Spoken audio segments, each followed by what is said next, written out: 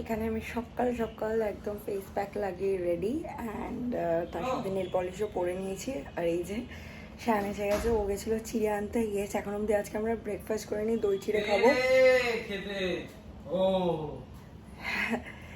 দই লাগিয়ে দিবি বললি প্যাকটা। হ্যাঁ, আমরা দই চিড়ে খাবো অ্যান্ড হিয়ার ইট ইজ। ও চিড়ে নিয়ে চলে এসেছে। চিড়ের সাথে আবার এটা কি গোন্দকাতিরা? ইয়েস, পেট ঠান্ডা করবে, গরম হয়ে যাচ্ছে। সো চলো আমরা এখন ব্রেকফাস্টটা করে নিই। হ্যাঁ, আর এখানে আমাদের দুটো মেইন লাগেজও রেডি। এখানে একটা কেবিন লাগেজ রেডি, আর একটা রেডি করতে হবে একটু পরে। এই এখন ফেস প্যাক লাগিয়ে এখন দই চিড়ে খাচ্ছে ম্যাডাম। কেমন লাগছে? এই প্যাক লাগানোর পর স্ট্রেট আমি স্নান টান করে শ্যাম্পু, এই মা কি অ্যালমন্ডস ফেলে রেখেছে, এত অ্যালমন্ডস ফেলেছে এখানে ভর্তি, যাই না কে অ্যালমন্ডস আর কিশমিশ। স্নান টান করে আমি তারপরে পুজো দিলাম, দিয়ে লাঞ্চ টাঞ্চ করে আমি একটু বাড়ি এলাম। সায়না বাড়ি গেল। তো চলো ফ্রেশ পুরো ফাঁকা করে দিয়েছি। আমি পুরো হিসাবে একদম বাজার করেছিলাম সায়নাকে। তা যাই হোক, চলো একটু ভেতরে যাই, একটুখানি কিছুক্ষণ থাকি, তারপর 5টা সাড়ে 5টার দিকে বেরিয়ে যাবো। 5টার দিকে বেরোবো, কারণ আমি একটু গিয়ে একটু রেডি ফেডি হবো, এয়ারপোর্ট লুক ক্রিয়েট করবো অ্যান্ড দ্যাটস ইট। তা যাই হোক, এখন আমি বাড়ি চলে এসেছি। যেটা হচ্ছে আমাদের দরজা, তোমাদের কোনদিনও দরজাটার দিকটা দেখানো হয়নি। এটা হচ্ছে আমাদের দরজা। কালার হচ্ছিল বললাম, যেহেতু আমরা পার্সোনাল করেছি, সুতরাং আমাদের দরজার পোর্শনটুকুনি কালার করানো। আমি জানি জিনিসটা খুব অদ্ভুত, বাট এইটা নিয়ে পরে একদিন বলবো কেন কি বৃত্তান্ত। কারণ দেখো, একটা ফ্ল্যাটে 5 জন থাকে, সবাই যদি টাকা কন্ট্রিবিউট না করে তখন সম্ভব না কিছু করানো। তো বাবা, আমার কাছে চাবি রয়েছে ঘরে, আমি তখন নক করে যাচ্ছি, তখন আসলে তোমাদের সাথে কথা বলছি না, আমি খুব হাঁপিয়ে গেছি, এত তাড়াহুড়ো করে এসেছি আমি, চাবিটা ফেলে দিলাম।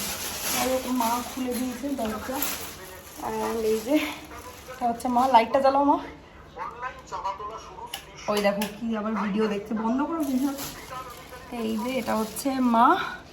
তো যাই হোক, চলো এখন মায়ের সাথে বাবার রোজ, আজকে যেহেতু সানডে, একটু গল্প টল্প করি, তারপর কিছুক্ষণ পর আবার ব্লগটা কন্টিনিউ করছি। তোমরা দেখতে থাকো, আমি সঙ্গে থাকো। এই দিয়ে চা বিস্কুট খেয়ে আমি বেরিয়ে গেলাম। এবার যাবো ফ্ল্যাটে গিয়ে সন্ধে দেবো অ্যান্ড দেন রেডি হবো। তোমাদেরকে তো বলিনি এখন অবধি কোথায় যাচ্ছি। তো we are going two Leh Ladakh and প্রচুর মজা করবো আমি জানি, বাট তার সাথে সাথে একটা টেনশন তো রয়েই আছে, বিকজ কিছুদিন আগে যেটা পেহেলগামে হলো, too unexpected and too brutal, but সেটার জন্য তো থেমে থাকা সম্ভব না। We cannot abandon a part of our country. ঠিক আছে, এগিয়ে যেতে হবে, যেটা কপালে আছে সেটা হবে। অ্যান্ড মোর ওভার আমাদের এই ট্রিপটা আজ অনেক মাস ধরে প্ল্যান। অ্যান্ড যেমনটা তোমাদেরকে আমি জানি না বলেছি কি না, বাট এই মুহূর্তে মনে পড়ছে না, আমার সাথে আমার বোন, মানে মম যার পুচকিটা রয়েছে, ও আর ওর হাজব্যান্ড, মানে আমার বোনের ফ্যামিলি আর আমি আসান, আমরা 5 জন মিলে ঘুরতে যাচ্ছি। 4.5 জন, বিকজ বোনের মেয়ে ছোটো খুব। তো উই আর রিয়েলি এক্সাইটেড। আমার মনের মধ্যে সেই ভয়টা নেই, কাজ করছে না, কারণ আমার I strongly believe Ladakh is too safe. এবার বাকিটা তো সময়ের সাথে সাথেই বুঝতে পারবো। যাই হোক, চলো এখন ফ্ল্যাটে যাই, গিয়ে কাজ আছে। ফার্স্টে সন্ধে দেবো, ফ্রেশ ট্রেশ হয়ে সন্ধে দিয়ে তারপরে আমি রেডি হওয়ার স্টার্ট করব। সবই প্যাকিং হয়ে গেছে, শুধুমাত্র বাকি আছে হচ্ছে চার্জারগুলো ঢোকানো হ্যান্ড লাগেজে, দ্যাটস ইট, আর কিছু না। তো যাই হোক, চলো বাড়ি যাওয়া যাক। ফ্ল্যাটে এসে সবার আগে যেটা করলাম সেটা হচ্ছে কিচেনটাকে সর্ট করলাম। দেখে নাও, ইটস কমপ্লিটলি সর্ট, চারিদিক দিয়ে পরিষ্কার। ডাস্টবিনটা বাইরে রেখেছি, বিকজ ডাস্টবিনটা একটু পরে গিয়ে আমি ফেলে দেবো। অ্যান্ড আদারওয়াইজ সব ক্লিন অ্যান্ড টিপটপ হয়ে গেছে কিচেনটা। ফাইনালি আমরা বেরিয়ে গেছি অনেক যুদ্ধ করে, কারণ বেরোনোর আগে যে কোনো বাড়ির প্রচুর কাজ থাকে। এইটা বন্ধ করো, ওটা বন্ধ করো, গ্যাস বন্ধ করেছো, এই করেছো, জানলা সব আটকেছো, সব ইলেকট্রিকের মানে সুইচেস অফ করো, হ্যাঁ না। তো যাই হোক, করিডোরে ফাইনালি আমি আসলে বেরিয়ে গেছি। না, সুইচগুলো সব অফ করা। ঠিক আছে। আর এদিকে হচ্ছে আমরা অ্যাজ ইউজুয়াল টুইনিং করছি, but we did not decide. Seriously তুই এটা পড়বি আমি জানতাম না, তুই অন্য কিছু সত্যি পড়বি। না, ও এটা পড়বো আমি জানতাম না, আমি এটা পড়বো এটাও জানতাম। তো যাই হোক, চলো আমরা বেরিয়ে গেছি, একটু রিল্যাক্স করি। জাস্ট সবে আমরা আমাদের রাইডটা স্টার্ট করলাম, যখন পরে আবার ব্লগ পাচ্ছি। এই গাড়ি কোনো মিস্ত্রি হাত টাটা করে।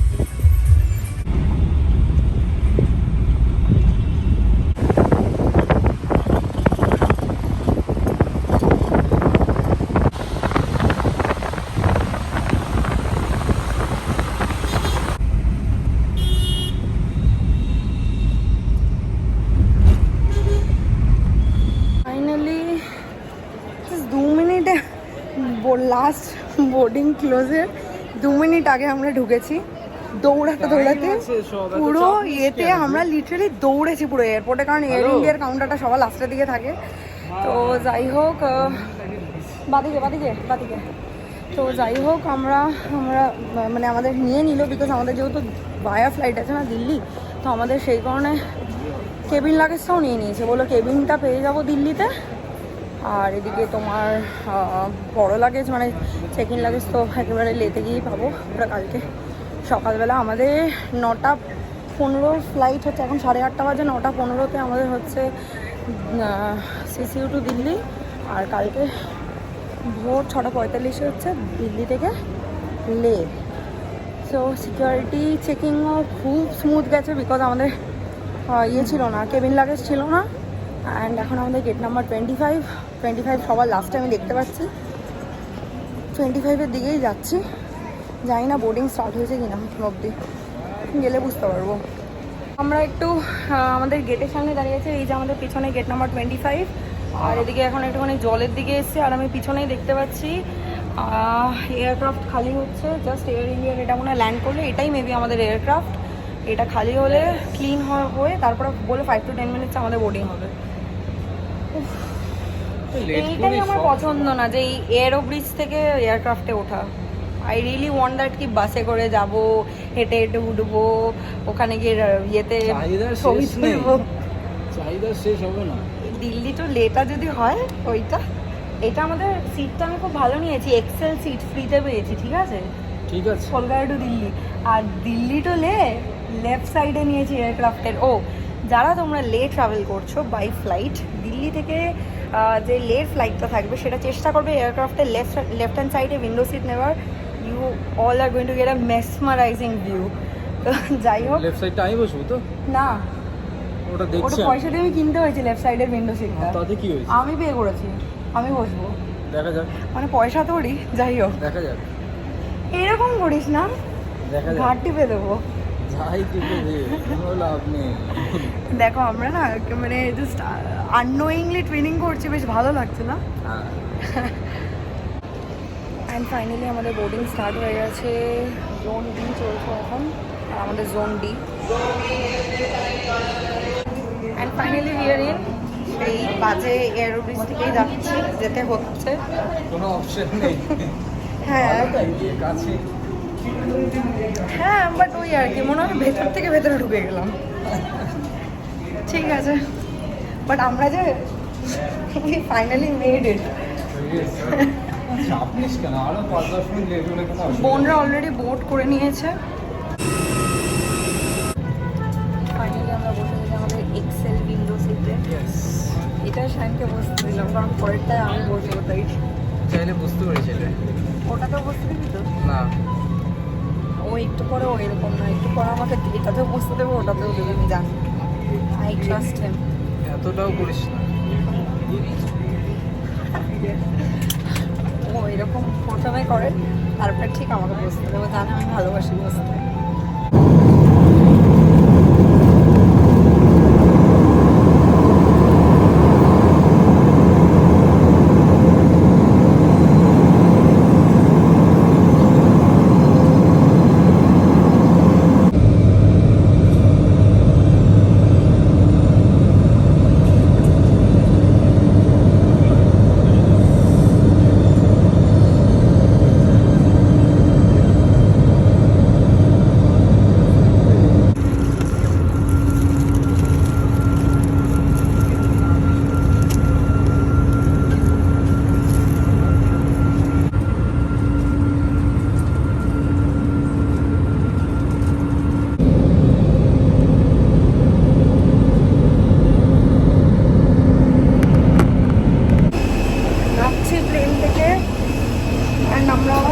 এখান থেকে এখন বাসে করে যাব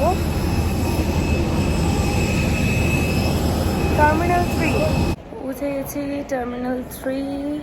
বোনরা ওয়েট করছে ওয়েটিং এরিয়াতে।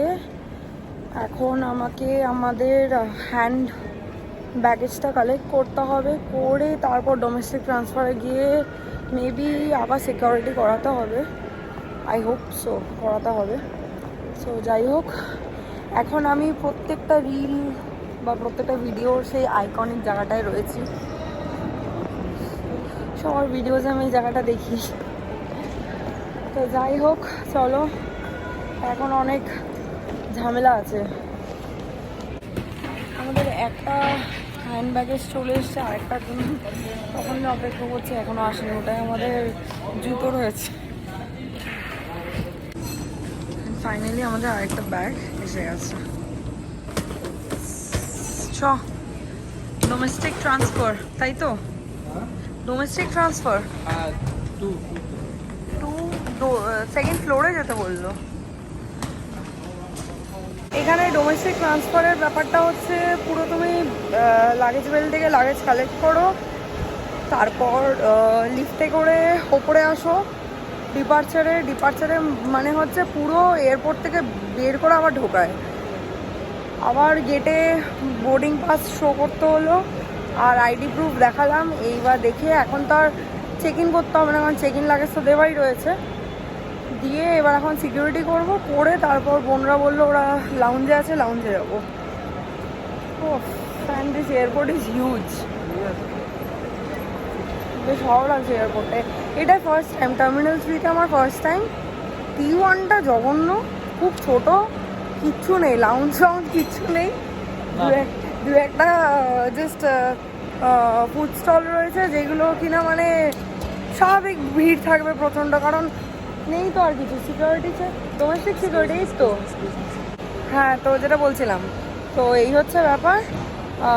বাট এই T3টা ইজ অ্যামেজিং, ভালো লাগছে। আমরা এবার হ্যাঁ অনেকগুলো ডোমেস্টিক, বাট এটা ফাঁকা আছে, দেখ ওইটা অনেক ভিড়। Finally I have met her. Cheers to our trip. লাউঞ্জে তো এসে গেছি, এখন অব্দি খাইনি কিছু, একটু পরে খাবো। এখানে আমি বসে আছি, এখানে সায়ন, ওখানে বোন এটাকে ঘুম পাড়াচ্ছে, আর বোনের বর মানে আশিস সামনে বসে পডকাস্ট শুনছে আর কফি খাচ্ছে। একটু রেস্টটা দরকার, থ্যাংক গড। বাট চিয়ার্সগুলো যদি আরেকটু দেখলাম, মানে এই আর কি, বাঙালির দোষ। খেতে দিলে বসতে চায়, বসতে দিলে না, বসতে দিলে খেতে চায়, খেতে দিলে শুতে চায়। বলে আমি বললাম তো চিয়ার্সগুলো আরেকটু যদি দেখলাই না তো ভালো হতো। তারপর নিজেই বললাম যে বাঙালির অভ্যাস, বসতে দিলে খেতে চায়, খেতে দিলে শুতে চায়। খেলাম লাউঞ্জে অল্প বিস্তর, কিন্তু সেরকম একটা ভালো লাগলো না। মানে ওই আর কি, অল্প করে জাস্ট খেয়েছি। এবার এখন 2টো বাজে, 2:10 বাজে। আমি যদি উল্টো দেখাচ্ছি, 2:10 বাজে। তাহলে আমি একটু বেরোই লাউঞ্জ থেকে, একটু হাঁটি, যদি আমার পায়ে ফুসকা পড়েছে, তাই জন্য আমি একটু হালকা খুঁড়িয়ে হাঁটছি। আর ঠিক আছে, এখন বাজে 4:10, আমরা এখনও হাঁটছি। সায়ন ঘুমাচ্ছে, ওর মেয়ে ঘুমাচ্ছে, ওর বর বসে বসে এখনও পডকাস্ট শুনে যাচ্ছে। আর আমরা মানে কি বলবো, ঘুমাতে চাইছি কিন্তু ঘুমাতে পারছি না, আর কি দুঃখের কথা। হোটেলে চোখে বিশাল ঘুম। আমি আর ওর লিটারেলি এক্ষুনি কফি খেলাম, কিন্তু কফিটা খেয়েও কাজ করছে না আমাদের, কি লেভেলের। ফাইনালি এখন বাজতে যায় হচ্ছে 6:10, অ্যান্ড আমরা এখন বাজতে 10 মিনিট বাকি আছে, আর আমাদের 6:45-এ ফ্লাইট। সো আমরা টুয়ার্ডস আওয়ার বোর্ডিং গেট, যেটা কিনা হচ্ছে গেট নাম্বার 46 যাচ্ছে এখন। এটা হচ্ছে পুরো ফুড কোর্ট এরিয়াটা। হ্যাঁ, এই যে আমার পিছনে সায়ন আছে, অ্যান্ড সামনে এই যে মমের কোলে পুচুর কোলে মম বলতে হচ্ছিল। আর আশিস সামনে রয়েছে। তো আমরা এখন আমাদের গেট নাম্বার 46-এর দিকে যাচ্ছি। অ্যান্ড জাস্ট জায়গাটা দেখো কি সুন্দর, কি সুন্দরভাবে গার্ডেনটা বানানো রয়েছে, বেশ দারুণ লাগছে। ওরা সামনে রয়েছে আশিস আর সায়ন, এখানে আমি আর পিছনে এই যে বোন।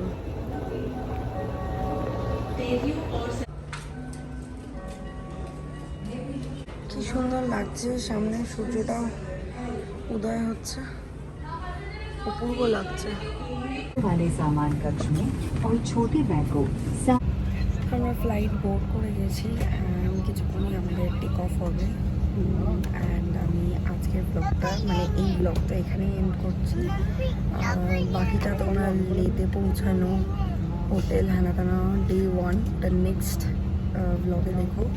তো এই ব্লগটা ভালো লেগে থাকলে do like, share, comment and subscribe. পাশে থাকা বেল আইকনটাতেও ক্লিক করে দিও। And don't forget to watch tomorrow's video, because অনেক এক্সাইটিং অ্যান্ড ভালো ভালো ভিডিওজ আসতে চলেছে। টিল দেন ভালো থেকো, সুস্থ থেকো, টাটা।